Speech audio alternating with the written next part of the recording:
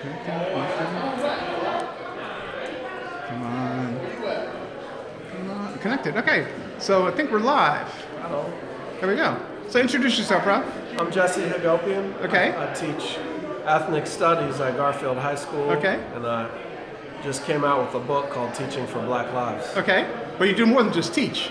I do. Okay. I'll organize and try to fight back against some of these oppressive systems as well. I'm in a group called the Social Equity Educators, C, trying to organize teachers to help fight to transform this. Getting out. Yeah. Expand on that. Chapter of my life is a standardized test this year called Out and Organizing Against These. Really do some civil disobedience. Very good. And she's an award.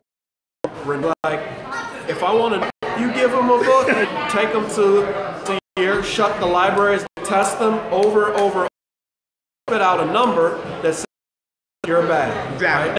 And I have a reading program that I listen to them read, and then I can actually know the specific problem that they're having with reading, not just the score of 314. Right. It doesn't tell me anything.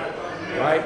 So once I knew she was going to refuse, we all started organizing, and we went classroom to classroom talking to all the teachers. Do you get anything useful out of this test?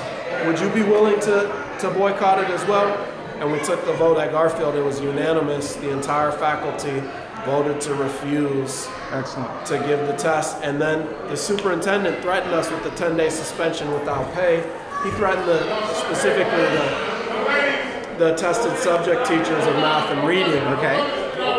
And by the end of the school year, because of all the unanimous support of the PTA, the Black Student Union, the student associations, and national support came in from all over the country. Right. Not only did he not suspend any teachers, he suspended the test instead. I mean, the map is no longer given to high school students in the Seattle Public Schools. Excellent. That's great. That's great. Wow. Okay, so that was 2 years ago. What's happening now? Yeah, I mean, that was actually 2013, so it's 5 years ago. Yeah. Okay. And out of that struggle, we learned the power of collective action, right? And we have built on that legacy by building the fight explicitly against institutional racism in our schools, because we built the Black Lives Matter at School campaign.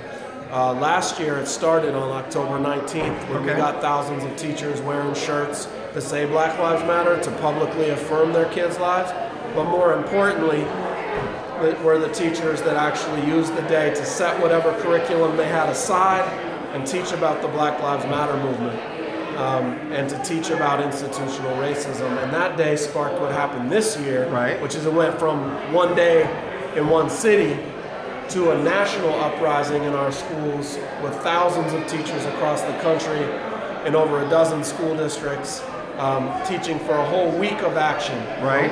You know what we did? We took the 13 principles of the Black Lives Matter movement and we broke them up for each day of the week. Okay. We taught a different lesson around those principles. Wow. Wow. Yeah. So any of those principles based on any of the Black Panther Party? I mean, you can see a lot of overlap in how the Black Lives Matter platform of the 13 principles very much was influenced by the idea of the 10-point program of the Black Panther Party. In terms of economic justice, in terms of racial justice. And I think some of the things that I'm really excited about seeing how the Black Lives Matter platform built on that was expanding the platform to talk about gender justice and sexuality justice as well. So we taught lessons about the history of queer Black folks, LGBT Black folks who are often marginalized in the struggle, so that people like Bayard Rustin aren't remembered for having actually organized the March on Washington. There you go. Right, because he was gay. And so we teach those lessons. We teach about Lorraine Hansberry, not just as the incredible playwright, A Raisin in the Sun, and the incredible mind she was, but also as a lesbian woman who stood up for those rights. And we looked at, the Black women have often played a pivotal role in the struggle for Black freedom. That's true. And oftentimes aren't getting. Man, come on. In fact, there wasn't a single woman at the March on Washington only Mahalia Jackson. Exactly. Beautiful. But come on. that's talent. I mean, talent. You know, anybody can sing. Not anybody. Not anybody. Yeah, and no one can sing like her. Exactly. But you want talent. You know, more than just a show. It's nothing just a show. But anyway. I mean, given that Fannie Lou Hamer and Rosa Parks and these characters, were so pivotal in this